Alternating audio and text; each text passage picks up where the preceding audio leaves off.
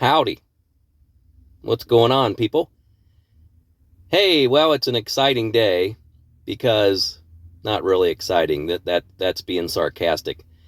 I learned like last week that my temps for my motorbike are about 2 weeks out before they expire. And I'm like, "Oh my goodness." You know how time just sneaks up on you and the world passes you by, and before you know it, things are expiring or close to expiring. So I tried to go and book my driver's course, because I just have my temporary permit for my bike, right? Which is, they give you looks like a license, but it just says temporary license. So you have to take the driver's little course thing through the cones, and it's pretty simple. And on the adventure bike that I have, it's going to be a breeze. But I let time pass me, so I went to try to book the driver's little driver course on the motorbike course in the back of the building, where you just they tell you, okay, go down here, go to this cone, turn left and stop. And there's just a real simple basic. It's ridiculous, but you have to do it to get your full endorsement.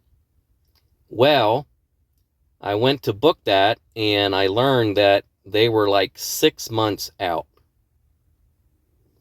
I'm like, what? Oh my goodness. So you don't have a lot of time. When you just keep that in mind, depending on what state you live in the USA, if you get your temporary permit, I would go ahead and immediately book the appointment for the driver's course, the little test to get your full endorsement. Because if you wait too long, they might be 6 months out. So do it immediately. Do it the following week. Try to go book that as soon as you can, so you can get your slot. Now in Ohio, in the United States where I live, the lady said that they were about 6 months out. I don't know how true that is, but that was ridiculous to me. So anyway, I'm here at the BMV, which is Bureau of Motor Vehicles in Ohio. Sometimes it's DMV for Division of Motor Vehicle. I don't know. So it's different verbiage in different states, I guess. But I'm here, and I have to go. I'm going to get in this line. I'm watching the line, because if you don't sneak up in line, there's been people standing in line for probably a good 30 minutes now, and we still have about 20 minutes or more to go before they open. So I'm watching this line very closely, because it could get like where you're waiting in line for an hour. It's not a pleasant thing to deal with. And the regulations and stuff for tags and titles and permits and license, it's just a mess. And I don't know. I won't go into a rant about the government and how things are run, but you know how it is. It's just, and my question though is, how do these people that travel the world, I watch these moto vlogs with people that have just sold everything, and they hop on a motorcycle and they travel the world and they're totally free. Okay, well, that's cool and everything, but what about the tags and the licenses and the permits, and how in the world do they do all that? Because they're going from country to country. That could be a freaking nightmare. So do they just don't do it and take the chance? I mean, I don't know. I would really like to know that question, or that answer. So if anyone knows, and if you're one of these explorers that do travel the world, and I follow a lot of you and I really appreciate your content, how in the world do you get around the logistics of it with the governments and things like that? Do you just not do it and take a chance? I mean, heck, you got to worry about in some countries them, confiscating your motorbike, I would think. If you don't, I don't know. That would be very interesting to me, because I'm a planner. I'm one of these guys that follow the rules, and but it seems like people just sell their stuff, hop on a bike, and travel the world and never have an issue. I don't know. Maybe they just don't show that part on the videos. But anyway, if you're watching this, and let me know, because I'm just, that's a burning question I have in my mind. How do you get around the politics of the traveling to other countries on a motorbike? It's weird. So yeah, I'm going to go take this test. Last time I passed it on the first try, but I missed more than I thought, because you got to be careful. If you study the the motorbike handbook, they call it, motorcycle handbook, I would say 50% of that, there's nothing even in the book about the questions they ask you on the computer side. So if you're thinking about getting your temps, study the practice test for your state online, and there's different companies that produce these practice tests that you can just sit in your living room and take these tests, because you learn a lot. Because when you go to take your computer test, yeah, like I said, a lot of those questions are not even in the so-called handbook. And I was floored because I missed a lot of questions, because I'm like, what? I never seen these questions before. This wasn't in the handbook. So the handbook is probably a decade old or more, I would imagine. So yeah, see if you can find in Google, or, search for like live practice tests for motorbikes for your state, and then go through as many as you can, because each one's a little bit different, but at least you pick up silly things, like, when did the governor introduce the bill? Just like ridiculous things, like, how does that affect my driving? It's just weird. It's a lot of political stuff too sometimes, but you just got to do it. That's life. You have to do it. So I'm at the BMV. I'm about ready to go hop in line and stand there for another 20 minutes. Hopefully it won't rain, but you got to do what you got to do. And then when I get done with that, and I hopefully pass it on the first try, I could either get back in line again and go next door to get my actual permit, or I'm going to have to come up another time, because they're separate buildings. Of course, everything the government does makes it difficult. They overthink everything. So I might come back next weekend, and I did that last time, because I don't want to wait in line. I don't want to spend my whole Saturday waiting in the BMV lines. I mean, that's not fair to the public, because the problem though is there's not enough of these motor vehicle bureaus around in my state. There's a couple in my city, but every one of them's like that, because there's so many people that need this stuff done, and there's just not enough of these buildings to go around. And the people that work at these buildings are not very happy people. You've probably run across that. Everybody's miserable. It's just a bad system, and I don't know who's in charge of the overall, but they probably pay the employees peanuts, and it's just a bad thing. So much for our government. But I live in the United States. If you're watching from Thailand or somewhere else, I know there's a lot of people around the world that watch my videos. Yeah, we have to get our temps. And then once you get your temps, you got to do the driver's course, the little circuit course in the back, or you have to go through some class. It's like 16 hours where you can actually go to a driver's class and ride with the instructor and then that waives where you don't have to take the course here at the motor vehicles. You know what I mean? It's a 16-hour course. I didn't opt for that because I don't want to waste my time. I don't want to waste my whole weekend doing some driver's thing, even though you might learn something. I've had motorcycles when I was younger, so I don't need to know all that. But anyway, so wish me luck. I will be back. I'm going to go get in line because it's starting to get crowded as usual. And I'm going to pass this sucker on the first try. Mark my words. Hopefully.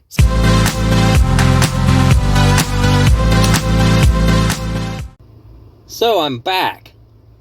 And you can tell I'm a little excited because I actually passed on the first try.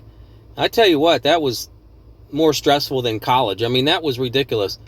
I missed 9 questions, and you can only miss 11. And some of these questions were like, I'm just like shaking my head like, really? Why is that logic? And, it's just, I don't know.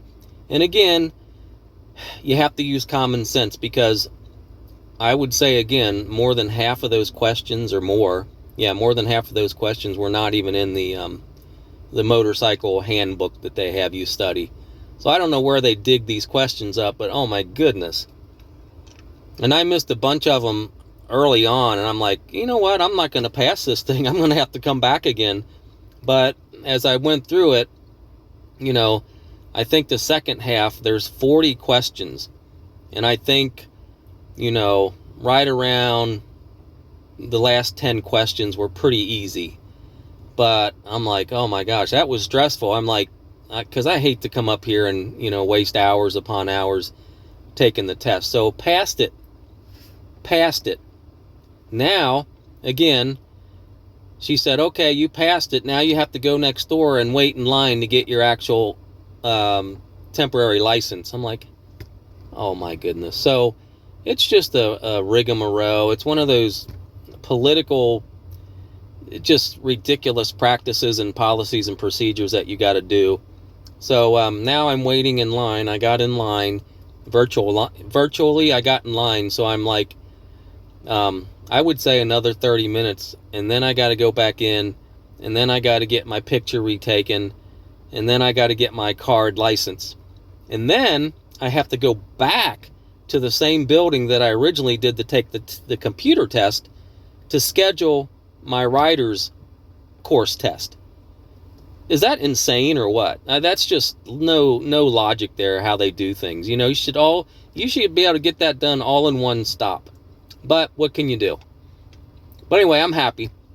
I'm happy that I passed. So if you are going to take the computer's test for your temps, yeah, study as much as you can. Do those online practice tests. Even if you pick up, they're not 100% accurate, but you do pick up a lot of stuff.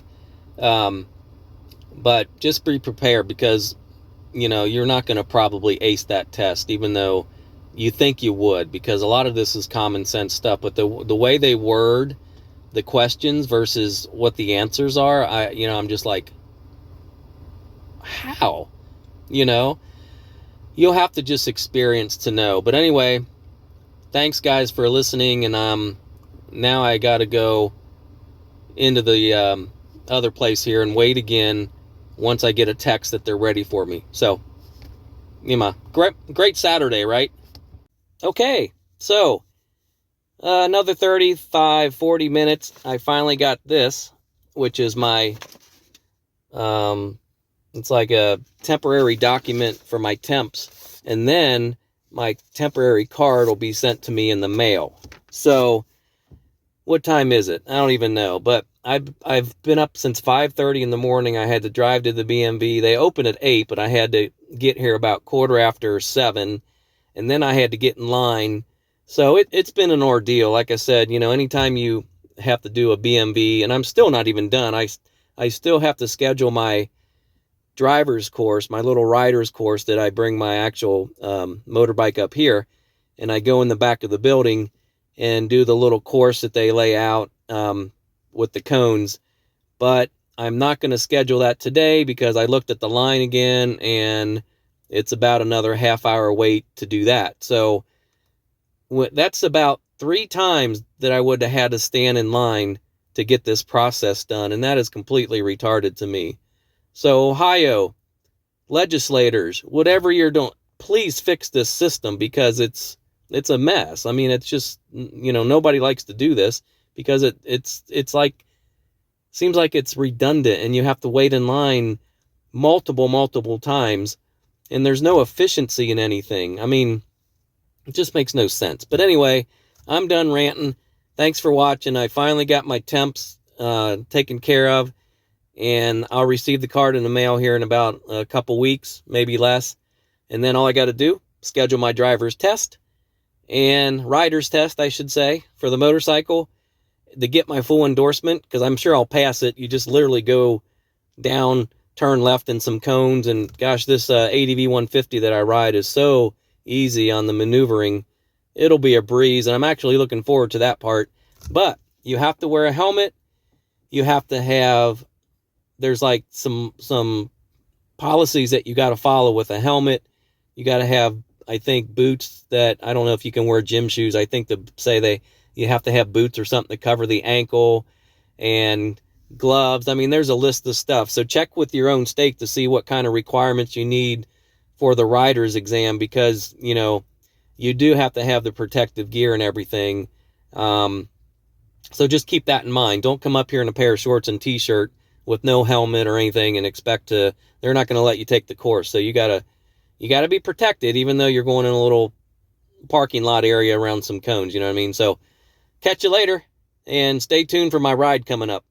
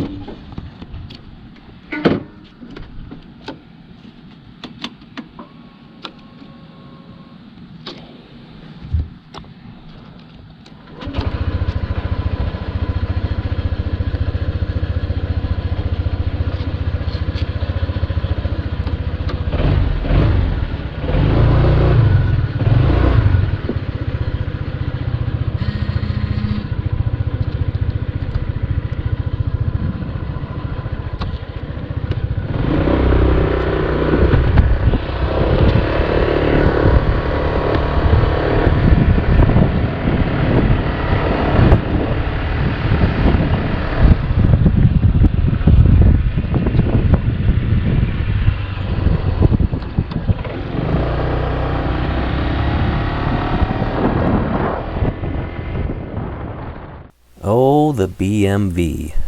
You gotta love it. Yeah, it snuck up on me, like I said. It expires in probably 2 weeks, so I had to do this.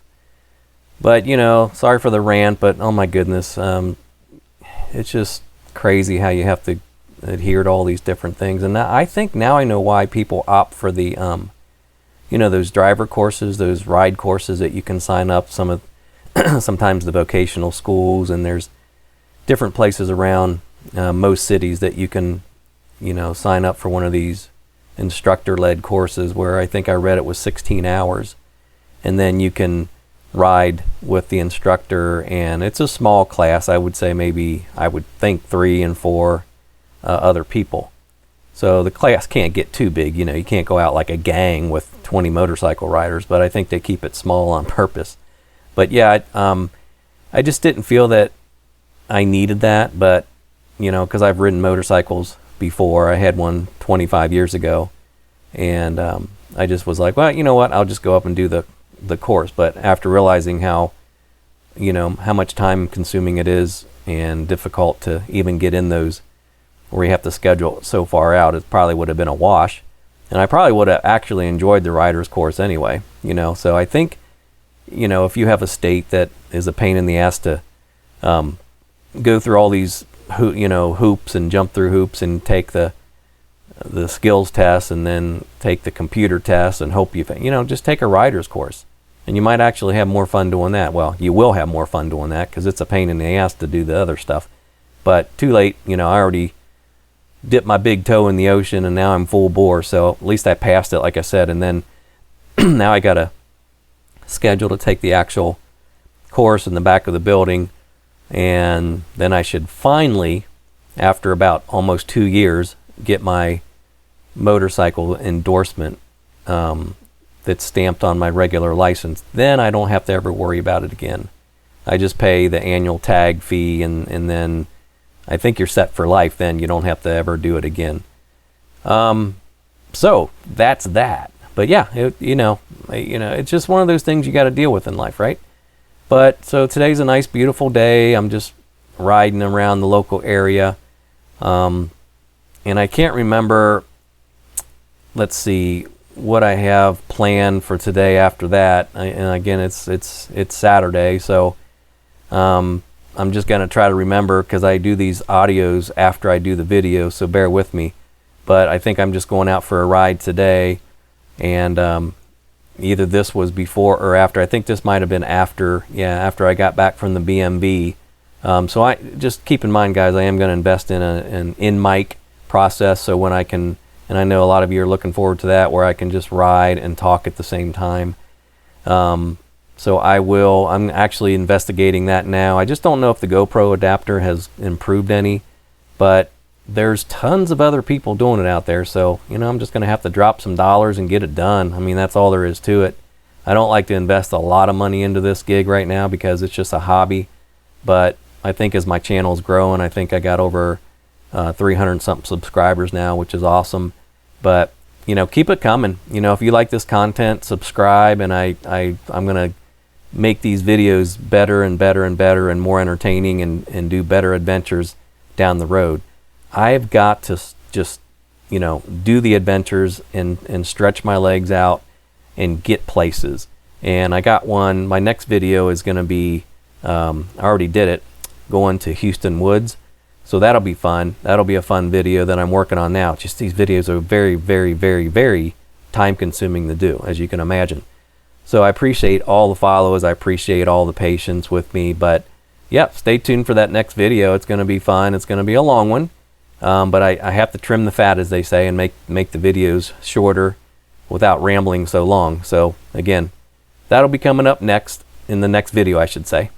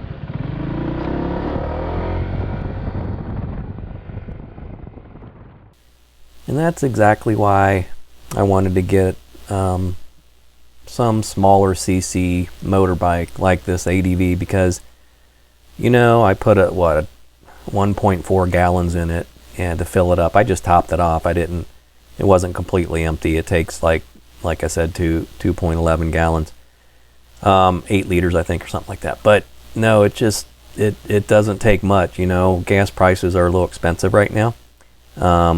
But it's not, you know, this is the luxury of a small bike like this, is you can ride all day. Like tomorrow, I mentioned I'm going to take a trip to Houston Woods. It's not too far away, maybe a half-hour drive. So getting up early and going to do that.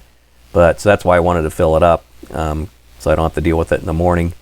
So I'm just going to hop on the thing and go in the morning, and, you know, I should be able to ride, you know, over 100 miles, about 100 miles per gallon. So this thing realistically could get a couple 100 miles on a fill up, depending on how spirited I ride, I should say. But, you know, I cat around, you know, not at high speed, so I don't think I burn a whole lot of fuel. But of course it's worse if you're throttling hard on it all the time and stopping and going. So I don't know. I don't really pay attention to that, because honestly, I'm not concerned. You know, you put a couple gallons of gas in this thing, and you can, for me, I can ride weeks, you know, depending on how far I go, maybe more. So anyway, that's why I like it. So we're gonna go down to the park here. This is one of my favorite hangouts. Ride this down thing to what they call Rensselaer's Forest.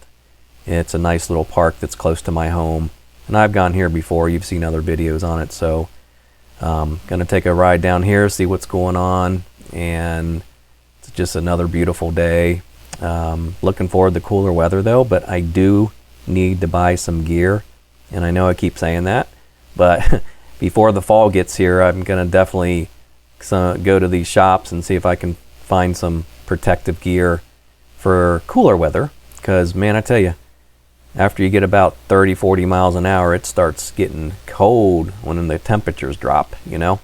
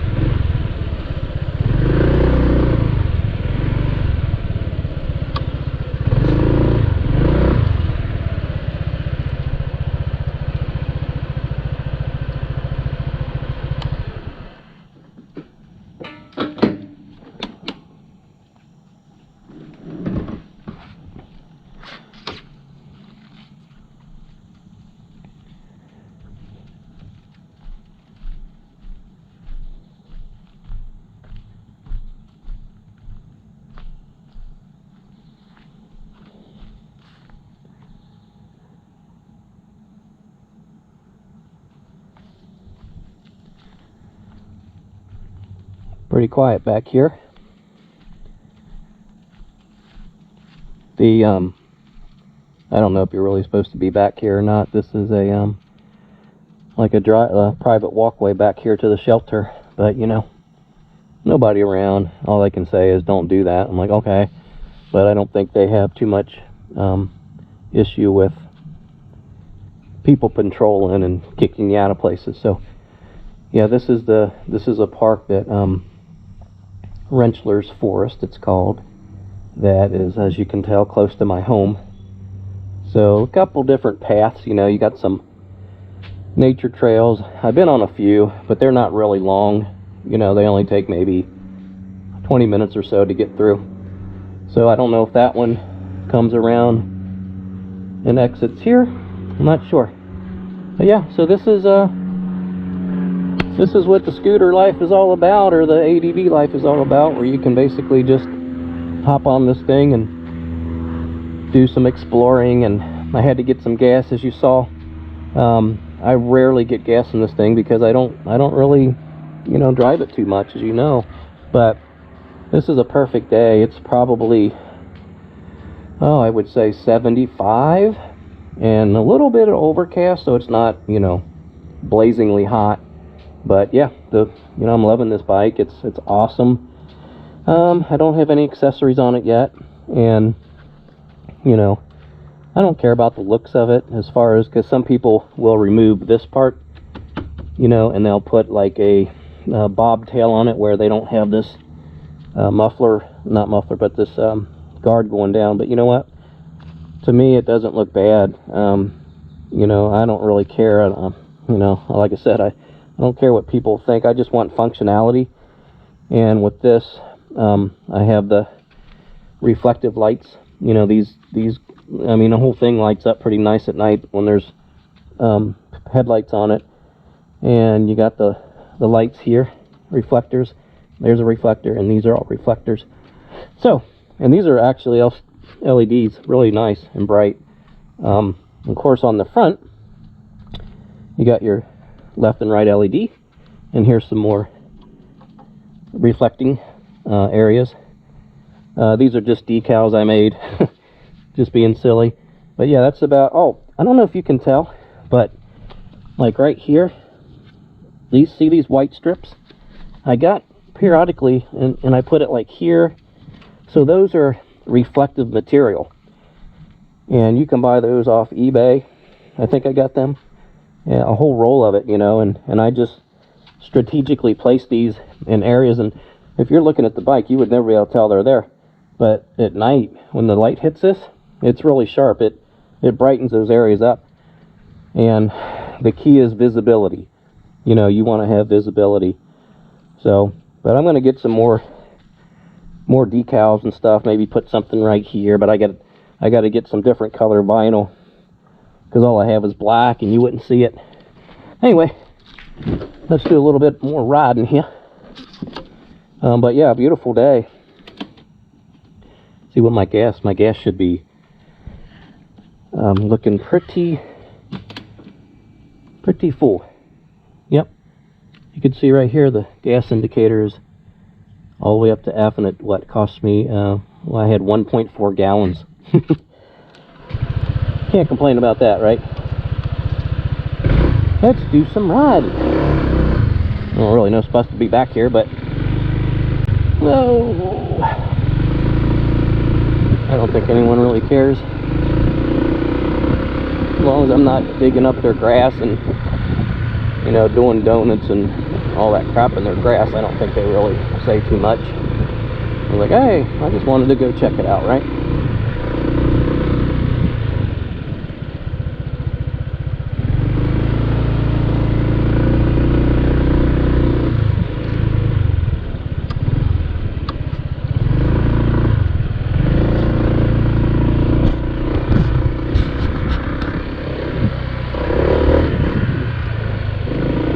Play area.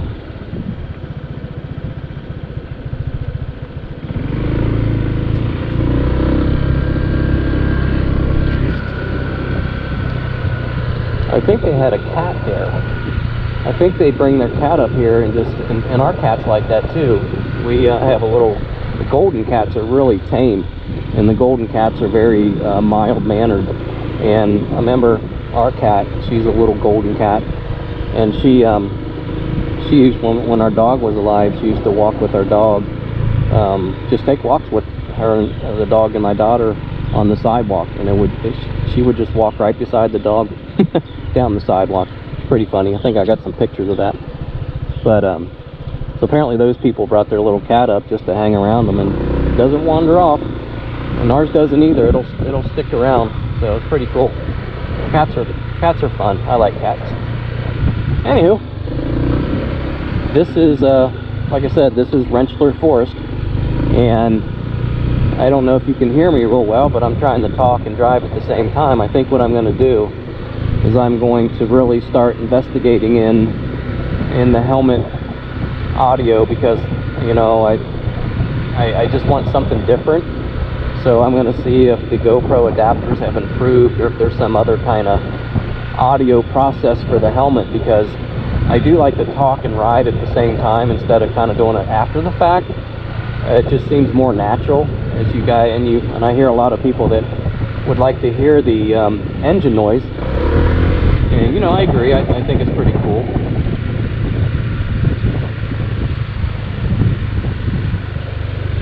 Let's see. Guess he's gonna let me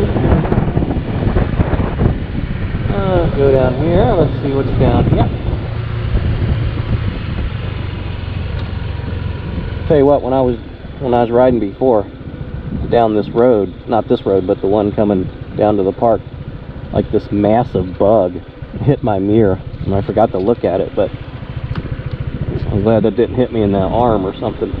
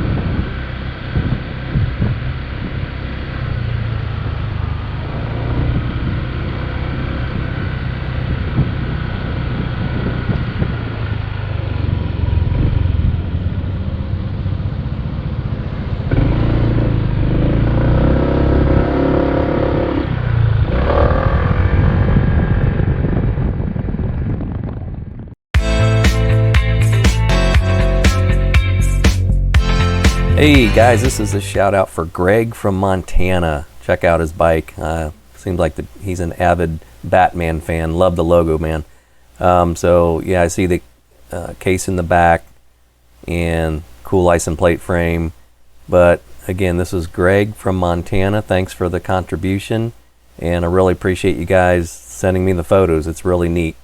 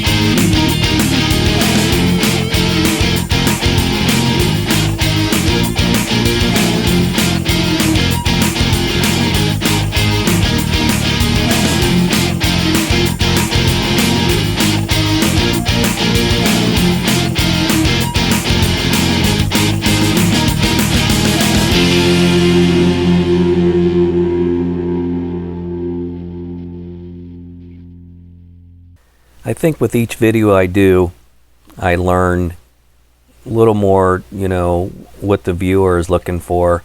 Because I do watch a lot of, like I said, a lot of other moto vlogs. And the key to watching a moto vlog is you got to keep it entertaining. You can't just drag it out. And some of you have mentioned that you'd like to create your own channel. There's a horse over here that I'm looking at. You can't see anything with this very super wide mode on the cam. But there's a horse over there that roams that whole field. I guess there's some people that own it that live a little further down here. But anyway, that horse is always just, I guess you don't need a lawnmower. Horse is just always eating in the field, right? So anyway, yeah, some of you mentioned that you'd like to start your own channel, and my only advice is if you do start your own channel, you have to trim the fat as much as possible, meaning, you know, especially if you have very dry, monotonous material. So I got to keep that in mind when I'm doing this, because you can only watch somebody riding a motorcycle, right, for so long, and you got to have some entertainment factor in there. But yeah, that's kind of what my plan is. Like I said, it's a lot harder than it looks, because I like the ride, but you got to keep in mind that not everybody just wants to see a stretch of road for 45 minutes with nothing else going on. So that's why I add a lot of commentary and other things. So hope you enjoy it. With that said, I'm gonna pretty much, I think, cut it here short now, because this is just another ride, Canal Road. I've ridden this before, so you've probably, if you subscribe to my channel, you probably see this.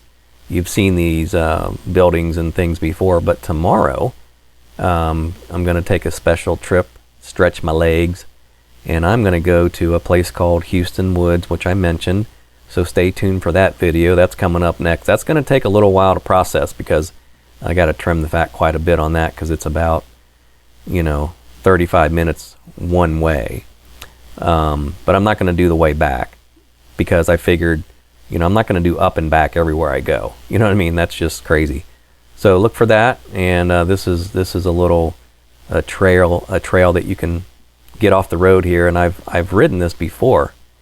I have an actual a video on my Trek bicycle. Not motorbike, but I have a bicycle. It's a Trek bike, really nice bike, that I get some exercise once in a blue moon, right? So you can look at that video. This video will, it goes from like right here and beyond, all the way down to what they call Waterworks in Fairfield, and then back again, right along the river.